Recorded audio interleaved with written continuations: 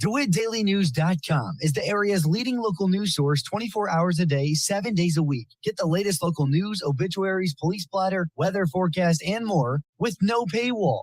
Head to DeWittDailyNews.com to get the local information you need to know.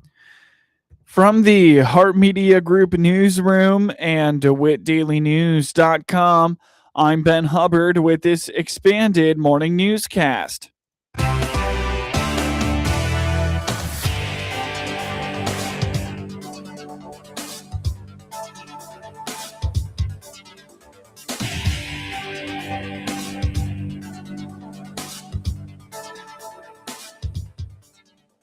Good morning and thanks for being with us. I'm your host today, Ben Hubbard.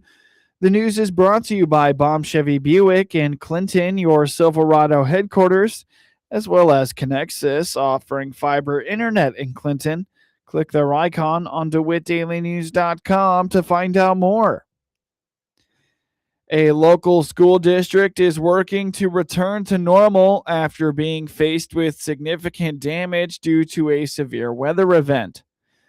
DeLand-Weldon School's superintendent, Dr. Michael Tresnick, explains that just a few weeks ago, they were frantically moving items out of classrooms and trying to minimize water damage after part of the elementary school roof was damaged in a severe storm. I guess it's been about 2 weeks. It was that Monday night. Our night custodian called me and he says, hey, I think we lost the roof on the elementary. And I said, okay. Said, I'll be there. So I drove up here and we, on the far corner of the elementary where most of our classrooms were, the tornado, we're pretty sure it was a tornado, at least the National Weather Service says it was, lifted off the membrane that's the top of the roof. It's the waterproofing part of the roof. Literally just like an onion, peeled it right off of the roof. And once that was gone, we had water coming in. And so 6 of our classrooms were water damaged quite extensively. So that Monday night, we actually had members from the community, members from the staff come in. This was like 7, 8 o'clock at night. And we worked till about 10 at night. We were able to then get everything moved out of those rooms into the hallways, into the dry section to try to save as much as we could save. Dr. Tresnick states that after 2 days of hard work from the community and staff, they were able to bring students back into the building and resume in-person education in other non-damaged classrooms.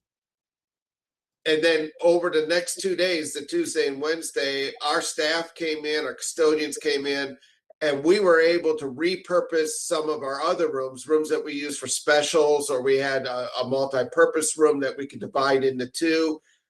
We were able to move all those classrooms into these other rooms, and by Thursday, we had kids back. I cannot say enough for the hard work of our staff during that time. It was amazing what we got done. And there was a point of pride with the staff, I think, when they said, hey, we just pulled this off. We don't know how we did it, but we pulled this off. We got everything moved.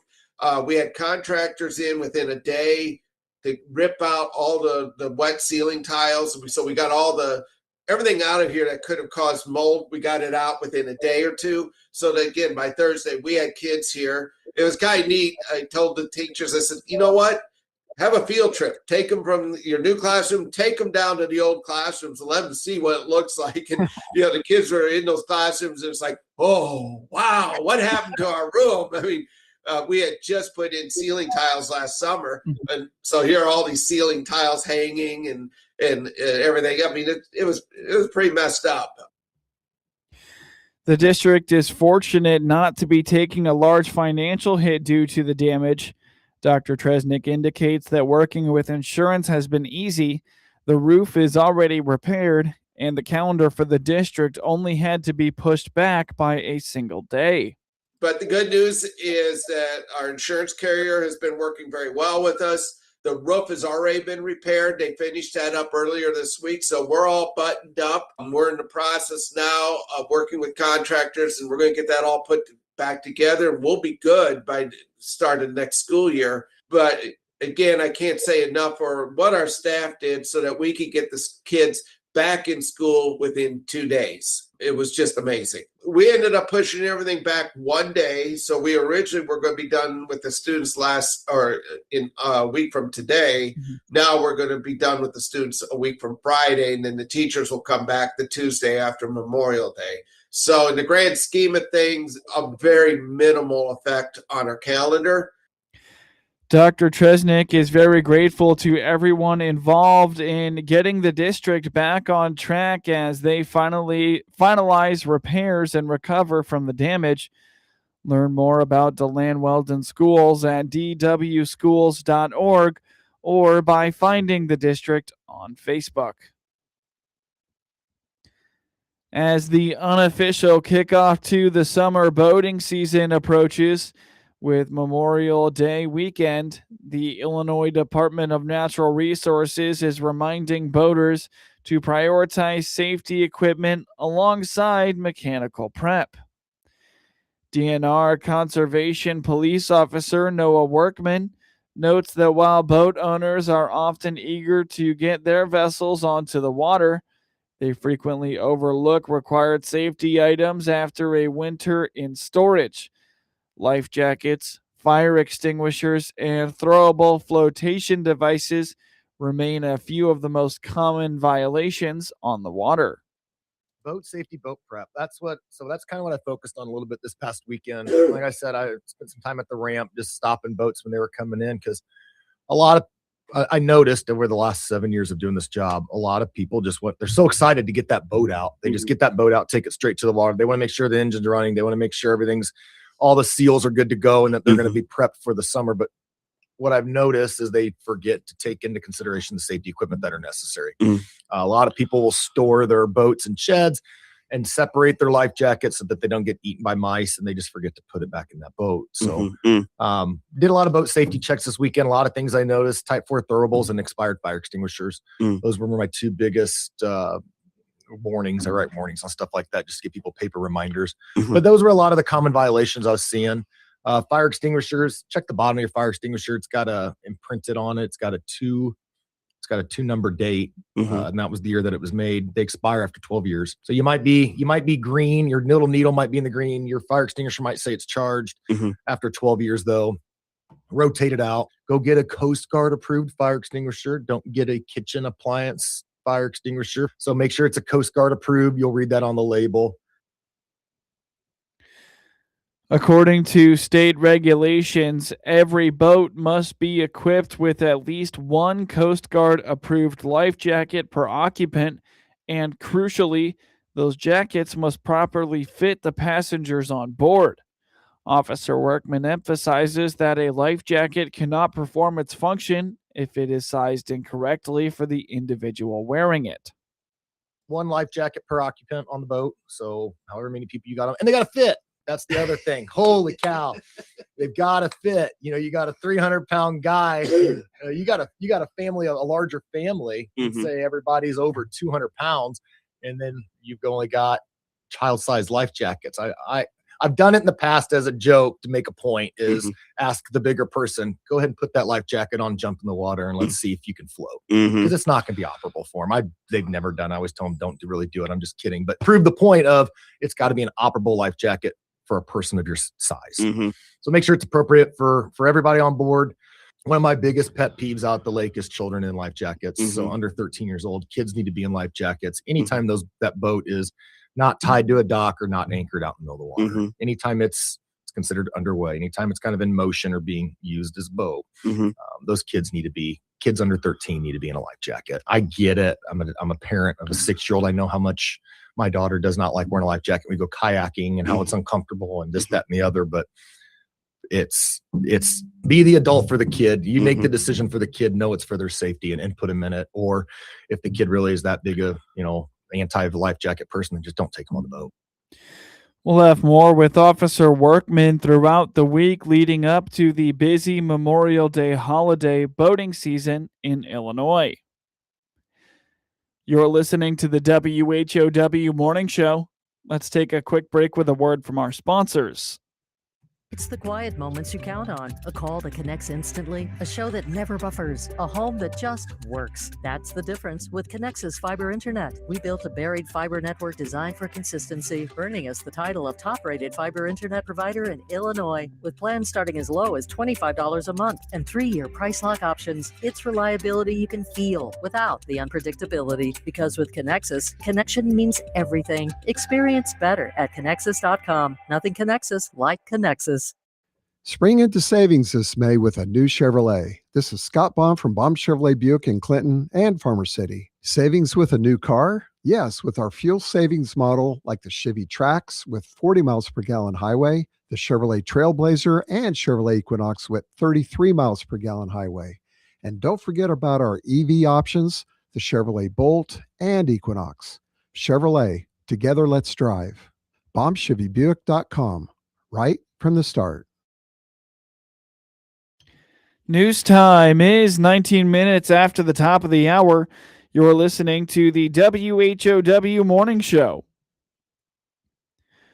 While spring rains have largely eliminated drought conditions across most of Illinois, meteorologists are monitoring the potential for a shift toward an active summer weather pattern. Ed Shimon with the National Weather Service in Lincoln says a 45-day stretch through April brought 8 to 12 inches of rainfall to central Illinois, effectively wiping out the region's moisture deficit. Yeah, right. We definitely were able to take care of the drought for almost the entire state, except for the far south of I-70. DeWitt County is doing very well. Drought has basically been removed. The drought status is gone for probably 85% of the state at this point. A little blob of abnormally dry just creeped into the last update on May 7th for northern Champaign, county in southern Ford. But really, the whole area is I think it was about 8 to 12 inches of rain on average for a 45-day period there in April, late March into April. So that helped a lot. I mean, that basically took care of our deficit at this point, and even the deeper soil moisture is starting to creep up there. So we're doing good.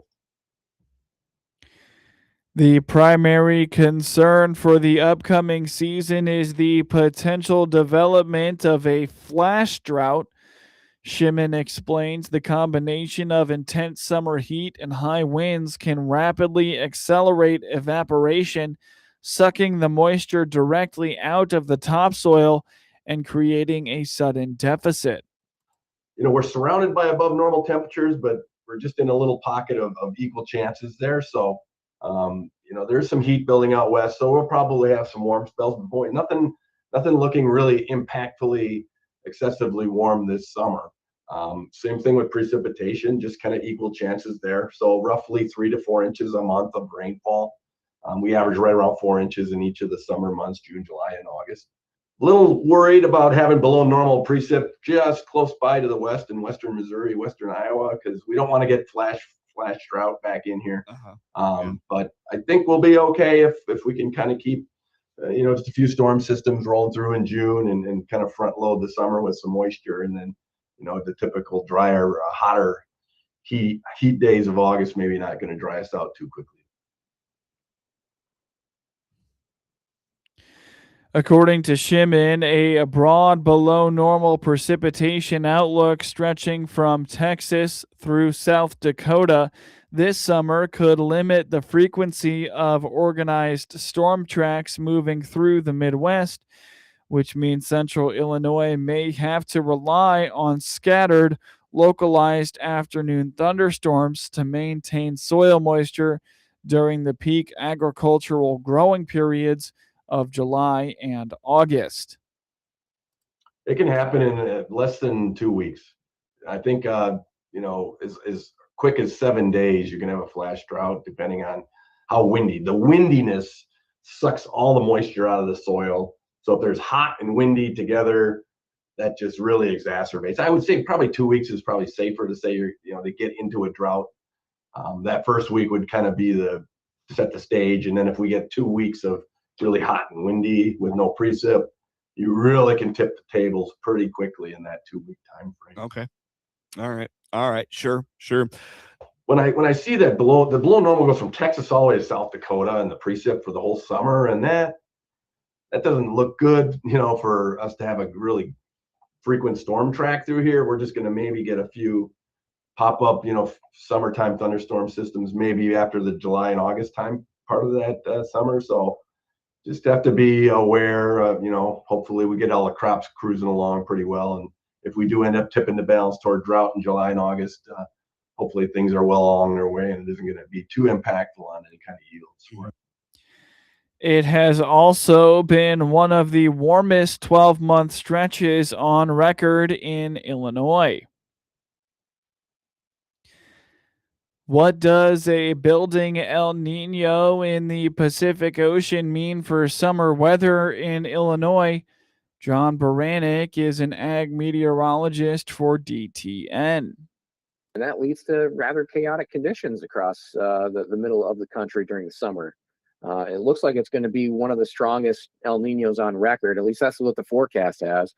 And almost all the forecasts that have been increasing their strength with this El Nino coming up. So we'll see if it can break some records. But regardless of if it does or not, what that really promotes across really the Midwest is rather chaotic conditions.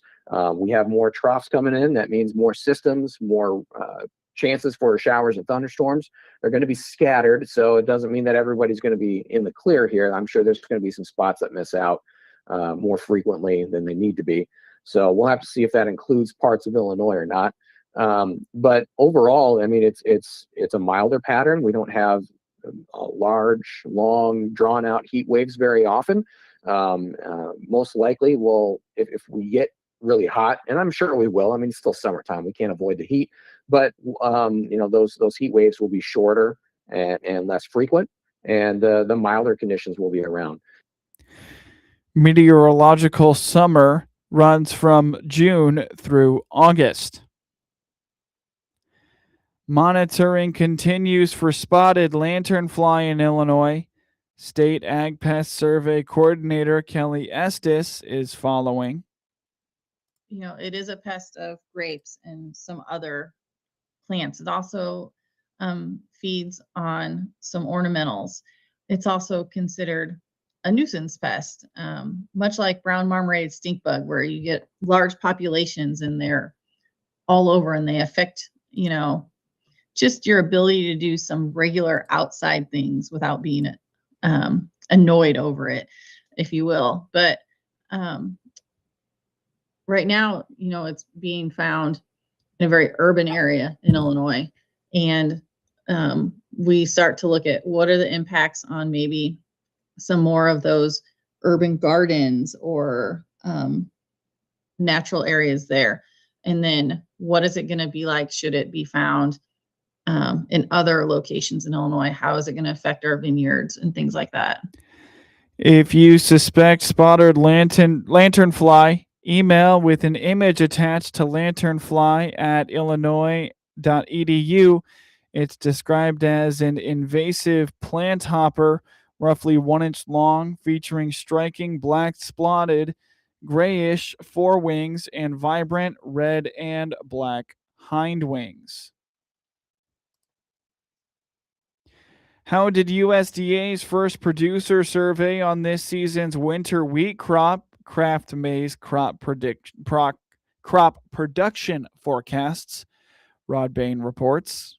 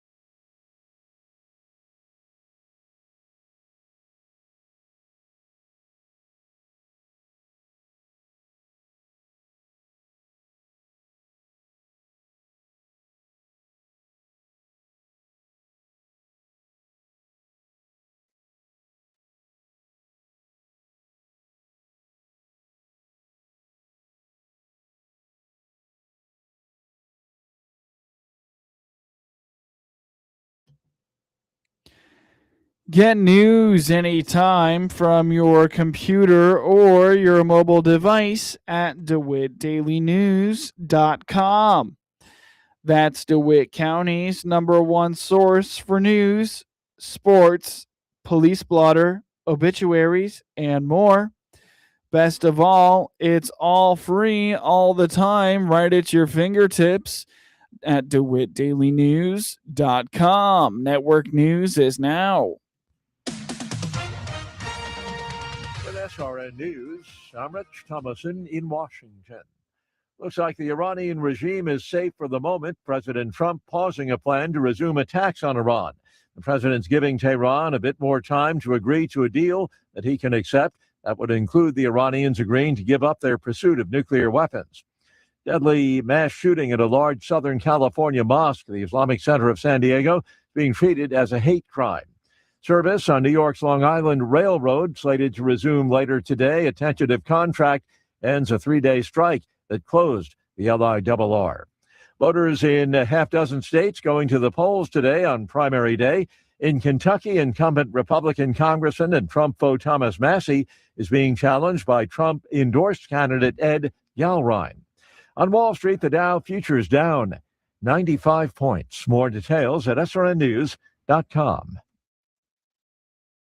Spring cleaning isn't just for your house, it's for your life. If your job is getting old, it's time to clear the clutter and spring into IT. Go to My Computer Career. My Computer Career helped me get the skills and certifications I needed to start a new life as an IT professional in months, not years. Earn the certifications the top employers are looking for right now. Visit mycomputercareer.edu and take the free career evaluation to see if it's time to spring into IT. Financial aid is available to those who qualify, including VA benefits. Joe Fallon did something smart. He saved hundreds on auto insurance switching to Progressive. With that money, he commissioned a portrait of himself. Does Joe already know what he looks like? Yes. Do guests know what he looks like? Also yes. But not as art. It's Joe's savings, and if he wants to spend it on a velvet painting of himself with a white tiger at his feet, we say, roar, Joe, roar. Switch and see if you could save with Progressive and treat yourself. Progressive Casualty Insurance Company in affiliate. From the Hart Media Group Sports Desk, IL Sports Wire, and DeWittDailyNews.com, I'm Ben Hubbard with this local sports report. Brock Wilson went the distance as Clinton outlasted the Reign and Warrensburg-Latham 3-1 in a Central Illinois Conference High School Baseball Classic on Monday in Clinton. Wilson allowed just 1 hit, permitted 2 walks, and struck out 8 in a complete game, 1-run outing. He outdueled Trenton Bridges, who struck out 10 in 5 innings. Bridges permitted 3 runs, 2 were earned, while walking 7 and allowing 2 hits. Wilson drove in 2 of the 3 Maroons' runs.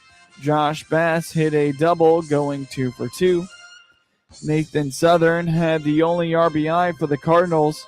Warrensburg-Latham goes to 17-7 overall and 7-2 in the Central Illinois Conference. They travel to Oka Valley on Tuesday. The Maroons go to 18-12 overall and 8-1 in the Central Illinois Conference. They host Maroa Forsyth on Tuesday. Normal Community clinched its 3rd straight Big 12 Conference Championship on Monday afternoon as the Ironmen made easy work of Bloomington High School 12-0 at Bloomington High School in Big 12 Conference High School baseball action. Kyle Glass struck out 6 across 7 shutout innings, allowing 3 hits and walking 1. The Ironmen scored 6 in the first inning, capped by a 2-run triple from Josh Jones. Max Heineman was 1 for 3 with 2 RBIs. Gavin Michaels, Owen Knox, and Andre Nauer drove in runs for Normal Community. The Ironmen go to 30-2 overall and are 17-1 in the Big 12. They visit Lincoln Way East on Wednesday. Peoria Richwoods scored 2 runs in the bottom of the 7th inning to walk off Normal West 4-3 in Big 12 Conference high school baseball action on Monday afternoon in Peoria. It was a 2-run double that ended the game for the Knights. Richwoods won a Friday afternoon thriller 1-0 in 10 innings in Normal. The Knights spoiled a stellar outing from Mason Aislinger, who spun 5 innings of 2-run ball, allowing 5 hits, no walks, and striking out 6. Riley Larkin led the Wildcats, finishing 2 for 4 with all 3 RBIs and a triple. Sam McCulley was 1 for 4 with a double. Kalen Ritter was 2 for 3.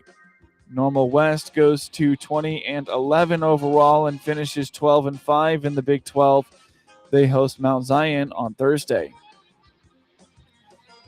In high school softball regional quarterfinal scores from yesterday of the games that were able to play in Class 1A, the 7th-seeded Cerro Gordo took down the 10th-seed Georgetown Ridge Farm 18-2, while the 7th-seeded Champaign St. Thomas More beat the 10th-seeded Blue Ridge 12-1.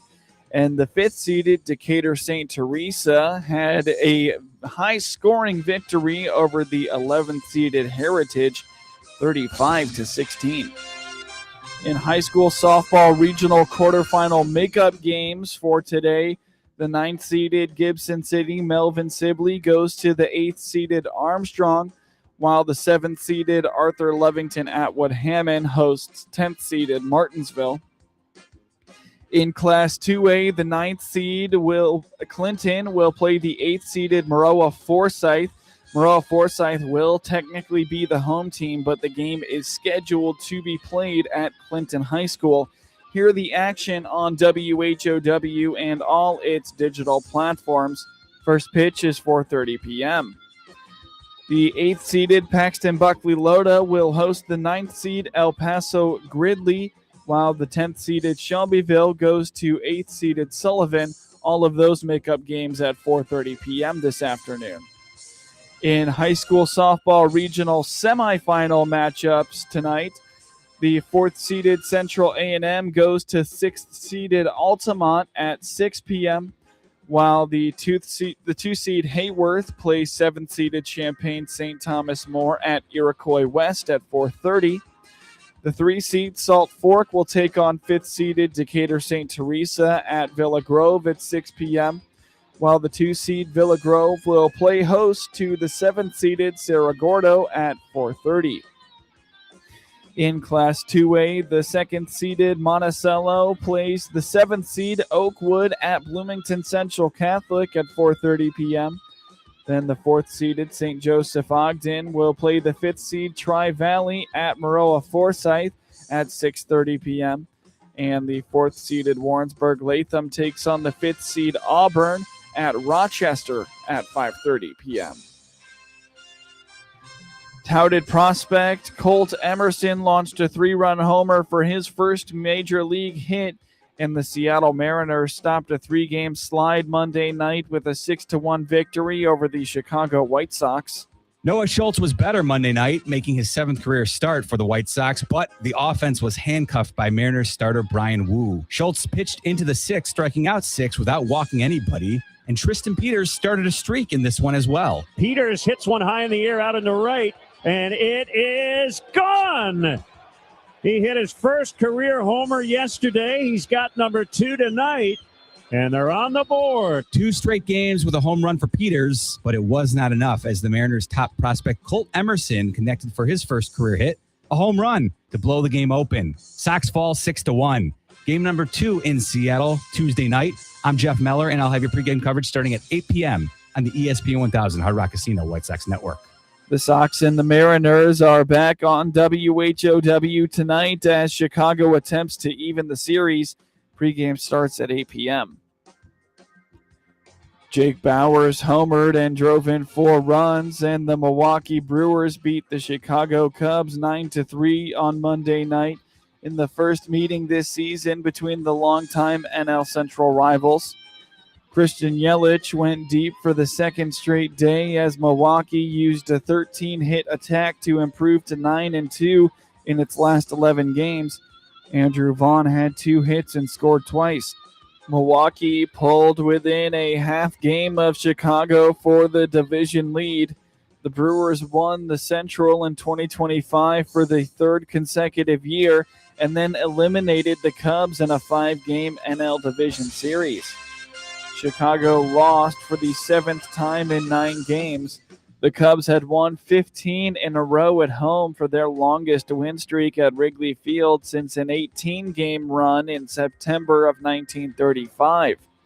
Cubs lefty Shoto Imanaga, who is 4-4, was tagged for 8 runs and 9 hits in 4 1/3 innings in his worst start of the season. He allowed a total of 8 earned runs over his previous 5 starts combined. Bowers hit an RBI single in Milwaukee's 4-run 4th inning. He connected for his 7th homer in the 5th, a 3-run drive to right that gave the Brewers an 8-0 lead.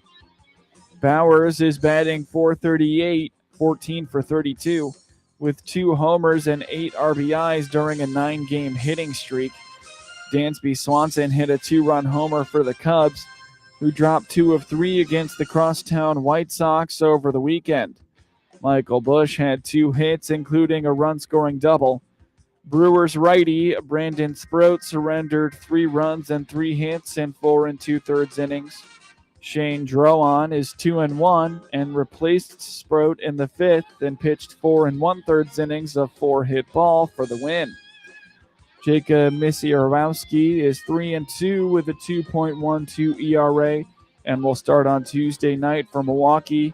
And fellow right-hander Ben Brown pitches for Chicago with a 1-1 record and a 1.60 ERA. Victor Wembanyama had 41 points and 24 rebounds. Dylan Harper finished with 24 points and a team playoff record 7 steals.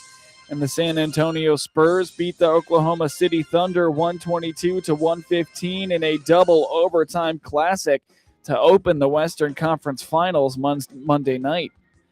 Wembanyama sealed it with a pair of dunks in the final minute, one of them leading to a 3-point play as the Spurs stole home court advantage and beat the Thunder for the 5th time in 6 meetings this season. Stephen Castle had 17 points. Devin Vassell and Keldon Johnson each scored 13, and Julian Champagny added 11 for the Spurs, who were without De'Aaron Fox because of ankle stiffness. Alex Caruso scored 31 points, the second highest scoring game of his career off the bench for the Thunder, whose 9-game playoff winning streak dating back to Game 7 of last season's finals was snapped. Jalen Williams returned from a 6-game absence caused by a hamstring strain and scored 26 points for the Thunder, while Shai Gilgeous-Alexander, on the night he got his 2nd straight MVP trophy, had 24 points and 12 assists, but shot 7 for 23. It was the 6th game won in NBA playoff history to go into double overtime, the first since a Spurs-Warriors game in 2013. And as the clock ticked toward midnight, Wembanyama decided enough was enough. Game 2 is Wednesday at Oklahoma City. The Spurs were up by 10 with 9 minutes and 10 seconds left in regulation, wasted it all, then survived a frantic final stretch where the lead changed hands twice and the game was tied 3 times in the span of less than 2 minutes. Wembanyama had an off-balance chance to win it on the last play of regulation, but Jed Holmgren swatted it away. In overtime, Wembanyama more than atoned, connecting on a tying 3-pointer from well behind the arc with 28 seconds left to tie the game and send it to a second overtime. Gilgeous-Alexander had his worst first half shooting-wise in nearly 3 years, 1 for 5 from the field with 4 points. It was the first time since October 29th, 2023